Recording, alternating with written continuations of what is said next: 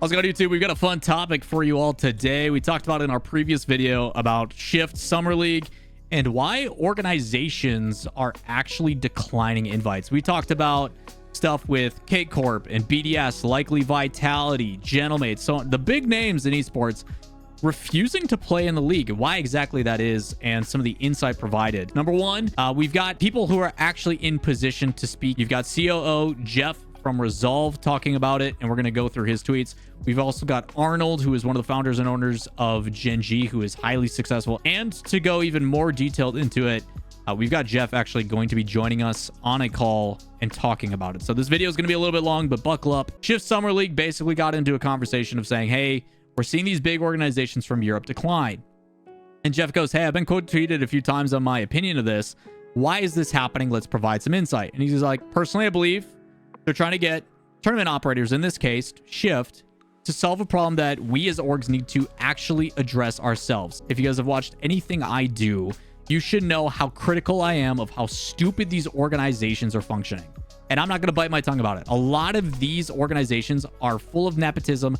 They're incompetent as fuck. They have no clue what they're doing. They need to understand that esports right now is a marketing tool.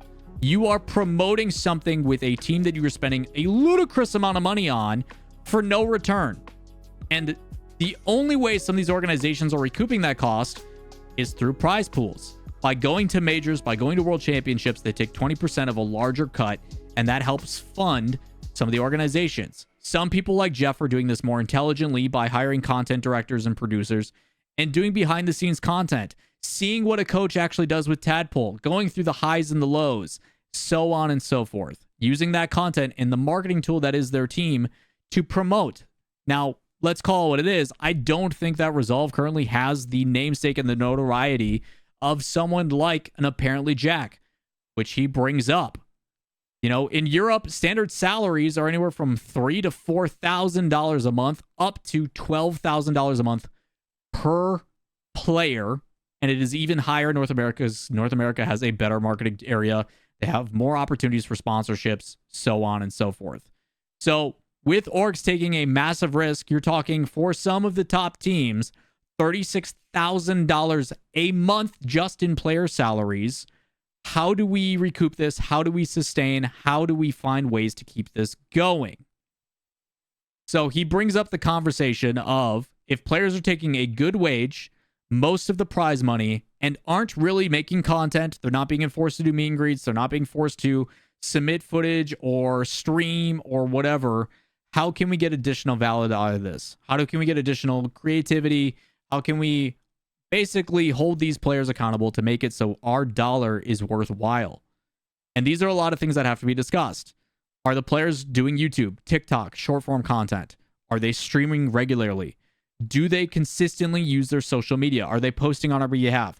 Can we use them and add stuff? Hey, if we've got a sponsor coming in, are we able to do that? All of these things create additional values, and Jack has done a great job. If you go look at apparently Jack's social media, if you look at Gen G's post, anytime they've got new merch drops, he's there. Anytime that Jack is tweeting about a result, he is active. Anytime that he's playing in something, they know he's doing it.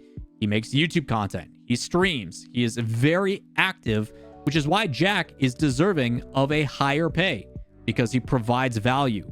Whether you love or hate Reddles, some people think that's very polarizing. Reddles' YouTube channel is more valuable than the results of a team like Gen G and First Killer, because First Killer doesn't stream. He doesn't make content. Yes, he's very talented, but I'm always going to want to pay Jack more because his value outside of the game is actually transferable. It holds weight. He has fans that will support him in anything he does. Jack, to me, is like the golden goose. He is the epitome of what I want in a player. He's mature. He makes content. He shows up when he's supposed to. He's a competitor. Takes things seriously. Orgs drool at the fact of an apparently Jack. 1000%. So Jeff then brings up the conversation. What should orgs be doing instead? And he says, collectively, we have to be on the same page and raise our expectations for prize pool share. And we need to have those contract conversations. We need to basically say at the beginning, and what's crazy to me is that this hasn't been the case earlier. when going into a contract, and this is stuff I do as a consultant, there is multiple things that need to be in writing. Number one, you are sending us a minimum amount of content. We will provide a counteract with that. We'll provide you editors. We'll do things to make it as easy as possible on you so you can focus on competing. But you 1000% are making content. You have to. It is part of your contract. You're going to get paid less because the market value isn't there. Let's be transparent and tell you guys, I can't pay you these exorbitant prices that you used to get paid because the ad revenue isn't what it used to be. The marketing dollars aren't there. VCs, venture capitalists, aren't just throwing exorbitant money in. We can't give you this money. It is not and does not make sense. We are going to be transparent with the way that things work. And then you guys want boot camps, you guys want travel accommodations, we got to find a way to make that make sense. So being transparent with your players about why they're getting paid what they're getting paid. And then the other side of it is organizations need to come to terms that if the price isn't right, stop committing to it. Stop spending all this money that, one, you can't afford because you don't have a sponsor, and two, you don't have revenue or like verticals to actually build money so you can pay for it. You don't have an active business. You have an inflated IP that has no intrinsic value outside of the inflation that you've basically fooled these people into thinking. That's got to stop. It has to stop. The other side of it, and this is something that I can't wait to talk to Jeff about, is conversations with the developer for better rev share options. I think there is a transition that is starting to happen in Rocket League. I think Epic Games in particular is starting to understand that you can't template what is working for Fortnite, which is going to not work for Rocket League, is a different circumstance. It's a better circumstance. And understanding ways to drive revenue so teams do want to invest in your game. Because the more teams put into your game, the more the game gets played, the more growth that happens. So, crazy stuff. Good insight from Jeff. We'll talk about him in a bit. On the other side of it, Arnold, who is the CEO of Gen G, talks about as well, after talking about, Frelly put out a tweet basically saying, I'm glad people are saying this, that isn't just a caster person. And I doubled down on that with Jack. I can't keep, as a consultant, as a caster, continuing to be like, you guys are acting stupid. Stop doing this. Listen, it is better to hear from people that have weight and their followings are going to be people that lead by example. If Gen G starts doing things differently, other organizations will follow. If G2 starts doing things differently, other people will follow. So he says, hey, there is a... Sorry, dog. I said that too loud. The dog barked. So there is a reset coming in Rocket League competitive scene that many are still largely unprepared for. And I agree. A lot of organizations are not ready for the changes that are going to be happening. They just aren't. I can't say what those things are because I'm under NDA, but it is going to be a wake-up call for a lot of organizations in the Rocket League space. He said, recently I've had numerous talks with players, content creators, and ownership across different teams in the ecosystem that we can't rely only on a competitive calendar alone to create value. Which is true. Not all esports are like Counter-Strike, where they are gone 285 days out of a 365-day calendar. There's so much competition that ad revenue and prize pool portions and stuff are enough to keep things sustainable. It's also why they can pay their teams in the 2 to 5 million area, which they've also recently reduced because it's insane, and Vitality can't keep getting away with it. But it's about creating value and talking about those things Jeff said of creating additional value outside of just competition. It's critical that we continue to find ways to deliver value for them outside of tournaments. One of the major problems in the ecosystem is that we still haven't cracked the code for the right way to develop and promote digital goods, in-game items, rev share options, decals, so on and so forth. For a lot of organizations, that decal option is insane. It's very rare to Rocket League that organizations have the ability to go to a sponsorship and say, hey, we have an item in-game that people can buy, and we can slap your logo on the side of this item. It's very valuable for partnership teams to be able to sell that spot, but it is not enough. We need to make it clear to both fans and players that in the near term, we're in the business of marketing the game and specifically the skins in it, because that is how Epic makes their money.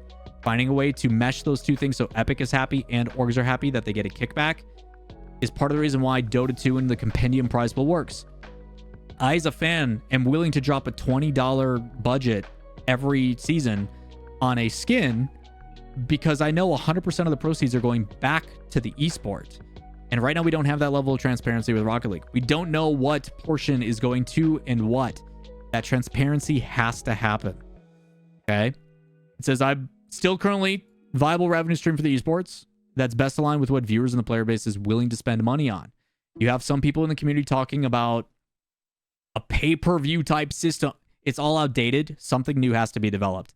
People talking about, hey, we need a 24/7 ESPN type. No, we don't, because most people in esports don't pay attention to anything outside of their own ecosystem. I can't justify doing a 24-hour broadcast on multiple esports because only fan bases will tune in for their specific portion, and they don't really care about the cross-pollination of others. They're focused on their one thing, and they're dedicated to it. So things like that don't work. It's got to be something different. It has to evolve. We can't keep relying on the past. Esports can learn from traditional sports, but it's got to be something different, unique for what is evolving in our industry.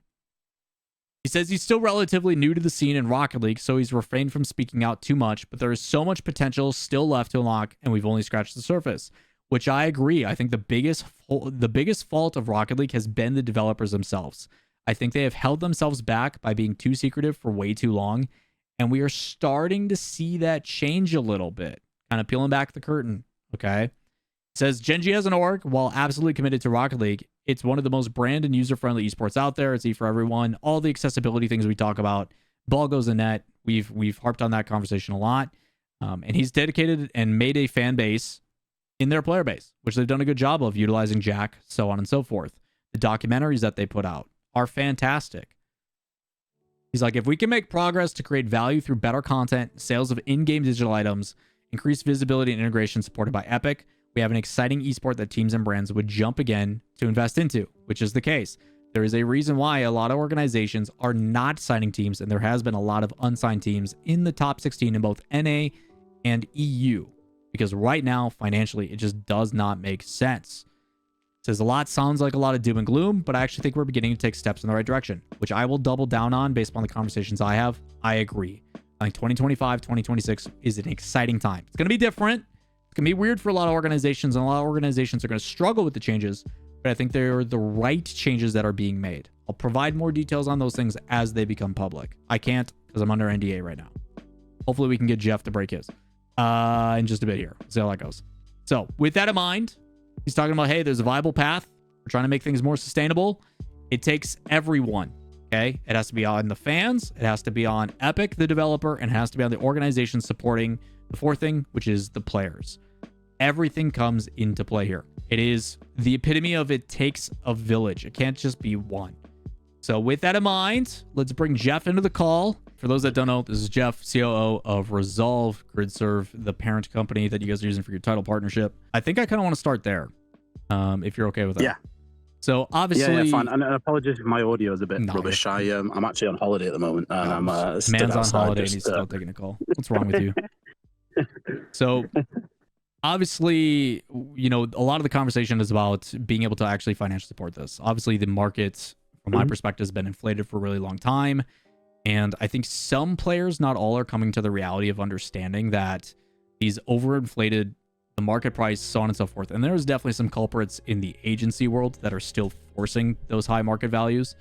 But some players seem like they are finally coming to terms with, one, the price that's associated with it, how much they should realistically be paid, and then three, the responsibility of like, shoot, I do need to make content. I need to make myself accessible. And coming around to the understanding of like, one, it's actually good for us, and two, like, we really don't work that hard. Like, yeah. I think you're right. I think the players are more open to the conversation than perhaps agents and their representatives are at the moment. When you speak to the players about it, they aren't generally as oh, we need to be paid this amount and we need all the prize money. And I think that they are more flexible, and I think they are understanding, especially when you sit down face to face and speak to them. I think they are understanding of that conversation, and they're definitely open to it. Whether agents and representatives are, because largely their fees are based on how much a player gets paid every month, is another conversation. But I think the players are somewhat. I think there's this reality check as well that is happening. Like, it is kind of being forced, where a lot of these players that are kind of in that B tier, C tier category are sitting a whole season without pay. You know, it is prize earnings and that's it. And I think that reality is now coming in. Oh, I can't request 4, 5, 6, 7 euros a month. It's just unrealistic, especially when I'm not a top 4 team guarantee.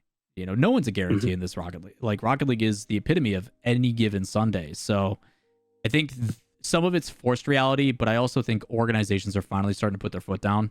For a long time, we've seen them kind of cave, and the bid war just gets to be astronomical numbers, and the players benefit, which is great. I'm all for players securing the bag. They work hard. But there is that culmination of coming together and understanding this is beneficial for both of us. And if you don't take such a higher pay, now we have money to fund for boot camps. We can build up your personal branding. We can do things that are beneficial to both sides that have kind of taken a back seat in the past, where it's just all of that responsibility was just always on you guys. So to that, I further express, I'm curious if you're willing to share, and if you can, I'm just trying to do my job. What the details of GridSurf came to be, how that partnership was created, what that provides you guys. I don't know if you can give specifics of what that looks like, but kind of take me through the GridSurf partnership and why that is such a huge factor in you guys picking up a team. I think, Arnold talked about it briefly in his tweet as well, and, with the Mobile One partnership. And I think that gives us a really insane opportunity, really, to be able to not only put them on all your match day graphics, on all your, every time, the casters talk about you, on all the broadcast assets, etc., but also on the car. And I think we worked out the other day, and don't get me wrong, I know Arnold again talked about this, and the actual decal sales have been, certainly for Q1, were really poor. I think in terms of what we experienced last year, because we had 2 decals, I think they have been worse. However, we worked out roughly that if everybody that had bought our decal in Q1 used it for just 50 games, bearing in mind in Q1 as well, we weren't making main events. Right. If everyone in Q1 had used our decal for 50 games, everyone that had bought it, then over 900,000, 1 million people had seen it. In game, obviously not unique people, because some of those will be replicated across games, but insane numbers, really. So in terms of what they give us, can't get into the full ins and outs, specifically of what they pay us, but it is significant. It is our sort of our main source of revenue, and I think off the top of my head, without checking, it pays for our Rocket League team and the staff associated directly with the team entirely.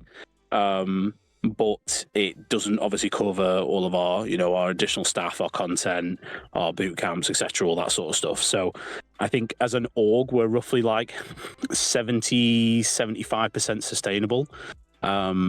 And then the remaining money basically comes from our investment group. We obviously earn revenue from little bits of content, Twitch. We earn revenue obviously from the in-game decal sales and things like that. And we are working on other revenue streams, and obviously other partnerships and sponsorships and stuff. But that's where we're at currently. I think people don't understand kind of that impact too, and not saying it's people selling the souls, but Esports World Cup comes in and says, hey, you don't have a team, you have a notable name, we're going to give you a blank check of $200,000 to $600,000, pick up a team, and now you're instantly profitable. You talk about this title partnership is 75% of staffing the Rocket League team and then some, and now you can be instantly profitable for a couple of years potentially, depending on how big this organization is. For the really big ones like Cloud9 and OG and stuff, that is basically buying you time. And to me, it creates a problem, and it sets a precedent of we're still going to be able to rely on partnership dollars, which is, it should not be the case. While it's very helpful and it's a pretty standard telltale, that's how it's always been.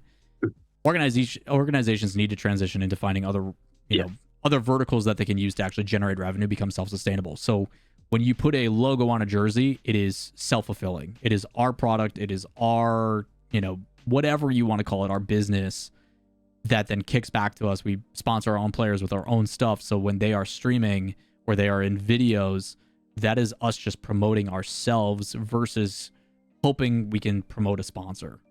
There's things like that are starting to happen, but it's it is crazy to me that a lot of these organizations are basically we're going to double down on the reason we're in the position we are now. And I don't think any of them are going to learn from it. which is frustrating. Yeah, I mean, yeah, I think, and you make a good point there. Like, if you look at Fnatic, have done Fnatic gear for a long time. Right. You look at 100 Thieves; they obviously made their own drinks brand and separate games publisher now as well. You look at even Endpoint in the UK; they obviously have Prac Rooms now, which is their facility to host boot camps. I mean, shoot, look at There is a Rebellion in lot of Canada, man. Like, they are the saving grace for so many teams in North America.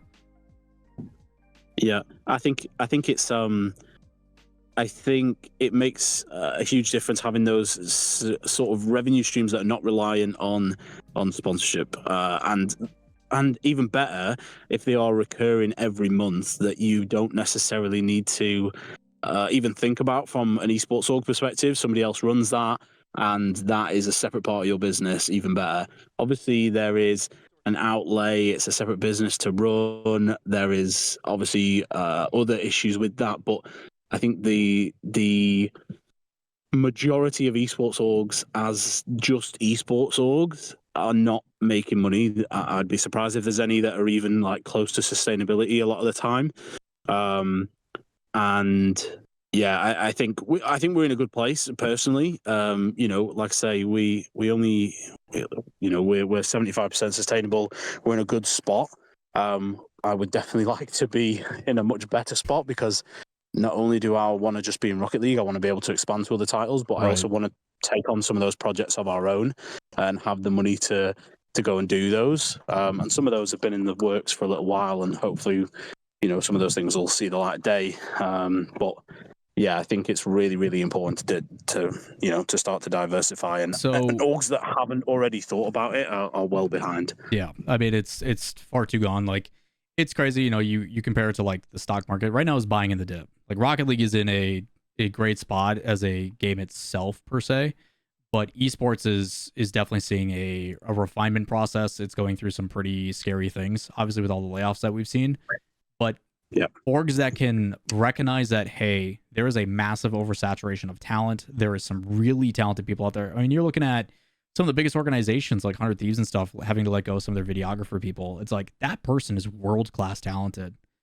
So being able to find ways to sustain, like you're saying, and then hire those people to allow us to then double down, grow, I guess it leads me to, okay, obviously the immediate impact of getting into a different game or a different title is, hey, that's a new fan base, that's different people, that's a different audience, so on and so forth. The justification to be able to do that, is it purely, hey, we have a title partner? Is it like, what allows you guys to either A, take on that financial burden outside of just title partner? Like, what is the decision-making process for you guys to be like, okay, time to get into a second game? Because that's one more title, one more developer, one more thing that we've got to balance. That's more staff. That's, it's a lot. It's a lot to take on. Yeah, so I think it's not just one thing. I think there's multiple things that we have to consider. So, we look at how developed the esport is, from both the publisher side and like in terms of viewership and all those sorts of things, because we want to make sure that there's eyes on the team that we're going to sign.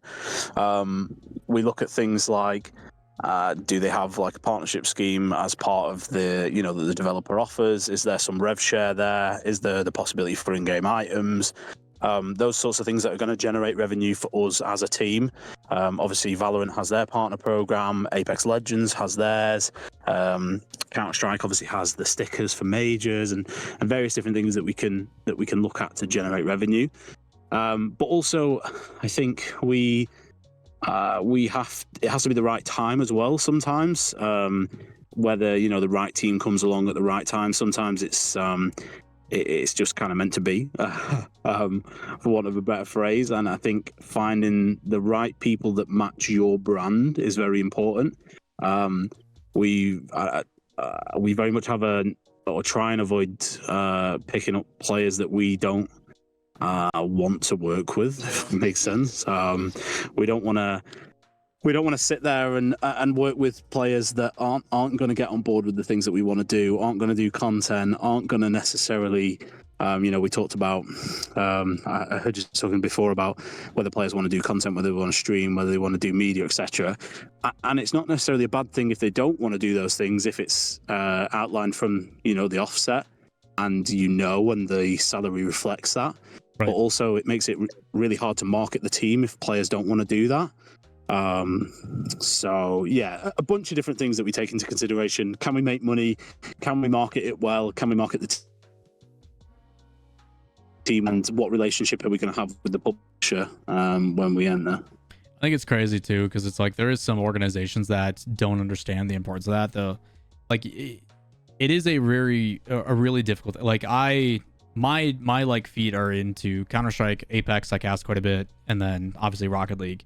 And it's like the contrast between working with the Apex guys who are obviously older and like they measure the distance they need to be away from their monitor in like beer cans. And it's just a different world compared to working with Rocket League, right? So there's a level of maturity. There's a firm understanding of the business side of things. And in Rocket League, it's the same thing with like coaches. Coaches aren't just there to like make sure you're as good at the game as possible. They're also like mentors. They're there to guide these people through, you know, growth and development as young adults. And it's very difficult because trying to get a young 15, 16, 17-year-old kid to understand the big picture when their brain literally can't see outside of their bubble is very difficult.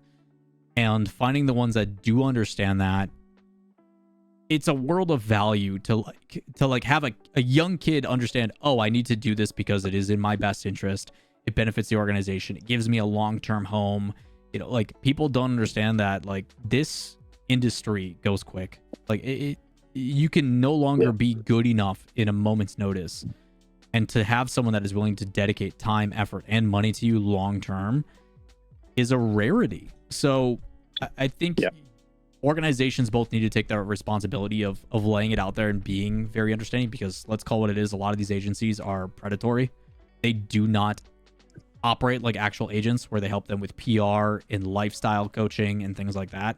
They literally just take a percentage of their cut. And that's why they're, you know, inflating these prices. It's terrible. So I wish orgs would take more time and effort to really educate and showcase and establish a good foundational support of like, this is the way the world works.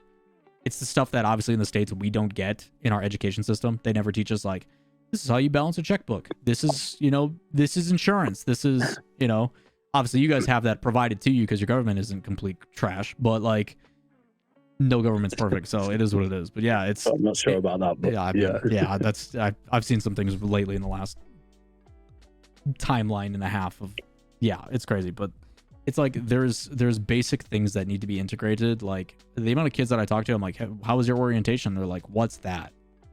I'm like, you don't have even an orientation with the organization? They don't like tell you who you're going to be working with or set a precedent of how things are going to look or provide you communication. Like things like that just don't exist. I'm like, how is this not a standard? Like orgs need to be better, but players also need to be better about taking responsibility too. It's terrible, man. Yeah, 100%. I think this season we've been, certainly this second split, I think we've been luckier with that for sure. We've had players who are quite mature, who are willing to do content, they're willing to stream, make their own sort of TikTok content, etc.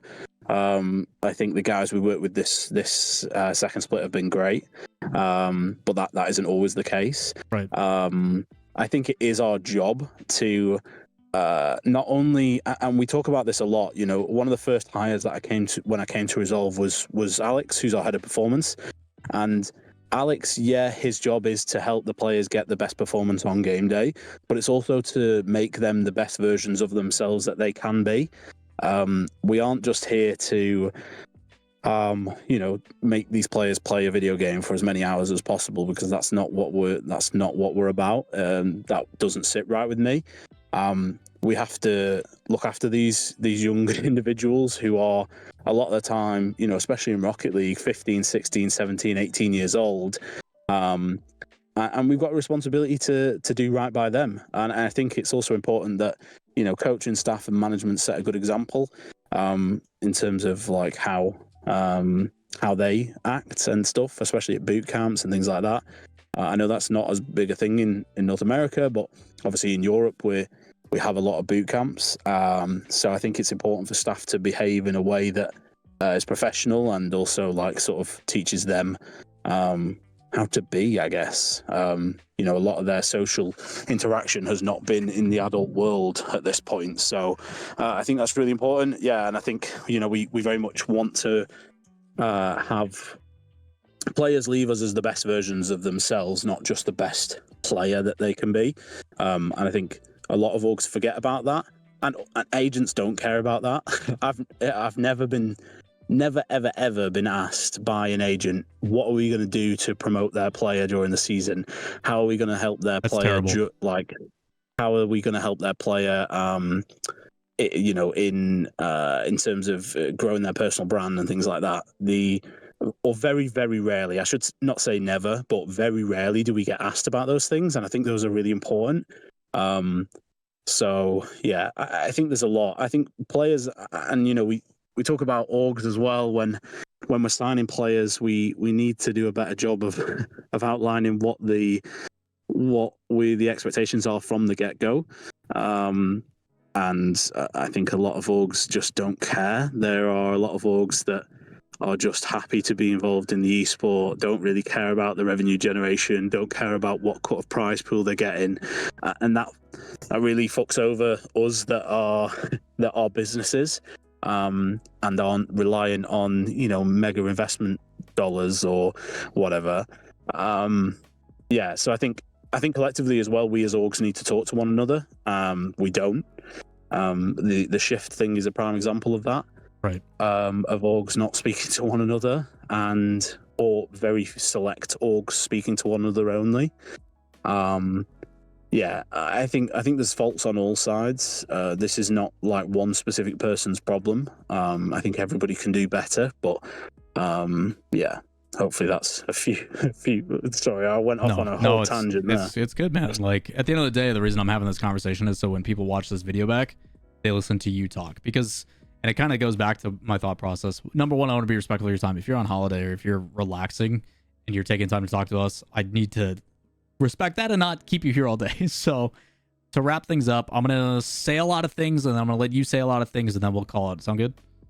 Okay. Yeah, okay. Sounds good. So obviously with your tweet, there's only so many characters that you can type, right?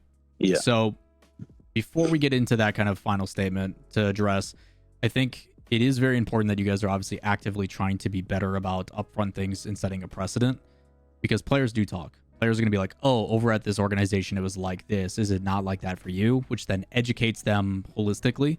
Like, it just becomes a thing through osmosis where these players will communicate and say, this is the precedent that was set at my other organization. Oh, that's not happening here. I don't like that. I want that to change. And hopefully they speak up as they become veterans in the space. So by orgs doing it, players will talk and then it will make that change happen. Even if certain agencies don't do it to the degree that they should, the communication, the conversations that come from orgs talking, like we've seen previously as well, when those 13 organizations signed a petition saying, Sonics, you either communicate better or we leave. And some of them, like Cloud9, did. And it's crazy to see Cloud9 only coming back because of that stimulus money from EWC, rather than sticking to the guns of being like, we want a top 2 team. Because I know they were sending offers to Beast Mode and First Killer and Daniel and build us a super team. And that no longer is their priority because they saw the money. Mm-hmm. So I think setting that precedent from you guys and saying, this is the expectations we're setting, this is how we operate, and we're putting our foot down, goes both ways. It'll provide change that is desperately needed, but it will also provide an appreciation from the ones that do it right, which I think you guys are. You know, you guys can tell through those videos, you genuinely care about your players, which is unfortunately a rarity, like you said, for some of these organizations. So I think that goes hand in hand. And then on the tail end, to make sure we can get you out of here and let you enjoy your time before chaos happens again. Obviously, that tweet, you had enough to say, but I also know that in a tweet, you can only say so much before it becomes this novel. I want to give you the opportunity, if there's something that you didn't get to talk about or something you would like to touch on, or if you have any kind of broader statements that you want to be heard, I want to give you the floor to do so. Yeah, I think the only thing that I saw people talking about afterwards was, you know, TOs should help teams more.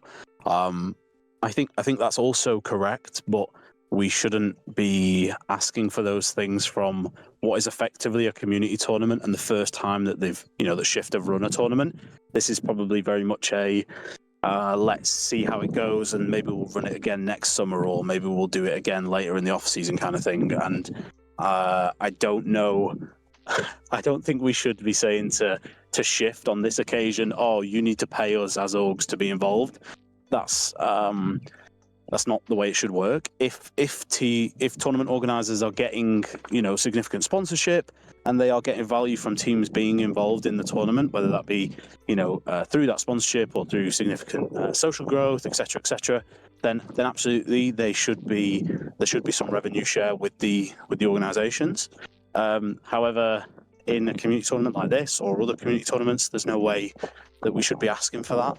It doesn't make any sense to me, and especially for the orgs that, and I don't mind. I'm quite happy to stand here and say I don't know why they're doing this. Especially for those teams that are going to be going to Worlds, going to be going to, those lucky two chosen to go to the Esports World Cup from Europe. Right. I don't understand why they wouldn't compete when this is going to be the best level of competition that they get in the build-up to those tournaments. They're going to be paying their players anyway. So unless, maybe they have something else going on that we don't know about, and if so, I'll shut up and I'll take it back. But right now, I have no idea why they aren't. And if it's purely because they want it to be paid and they're not going to be, I think that's really dumb. So I'm with you, man. We'll see. I can provide perspective. As someone who's trying to run a tournament this offseason, I'm already putting in tens of thousands of dollars, right? Like it is a insane amount between production, commentators, making sure that, we have staffing, admin, like everything involved, a prize pool. Like your compensation for being involved is a chance at the prize pool.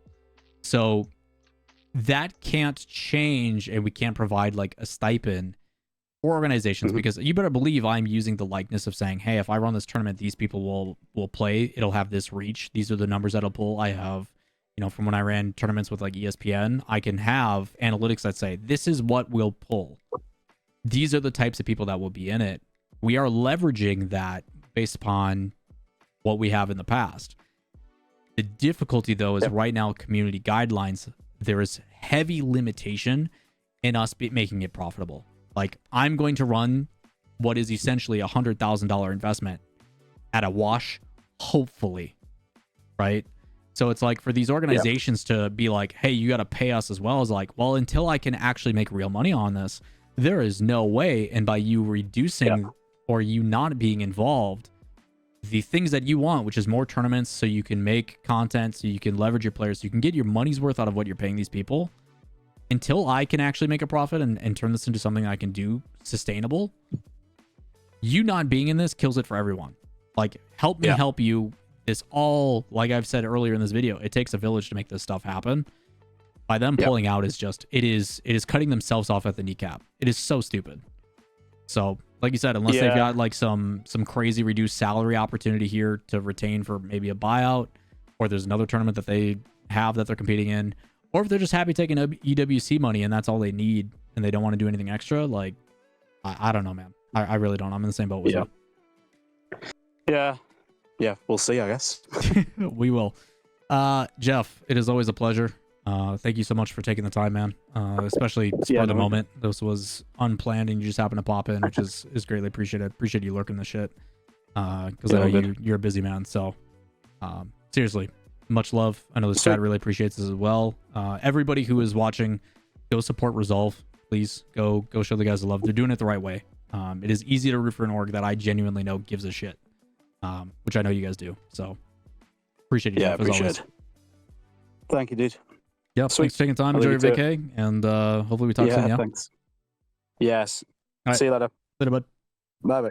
There's a lot of things changing in this industry, and it is going to, like I said, take a village for that to happen. Organizations, players, creators, developers, everybody involved, and you guys watching, support the good ones. Support the ones that actually care. Win or loss, whatever they're doing, they're trying to do it the right way. So with that in mind, chat, longer conversation. Hopefully you guys enjoy it. Hopefully it pulls the viewership that we hope it does. But as always, if you guys do enjoy this type of content, if you want to see more stuff like this in the future, like, subscribe, turn on notifications. I'm going to try to pull you guys as much stuff during this offseason that is a little bit different. But I'm out of here. Peace.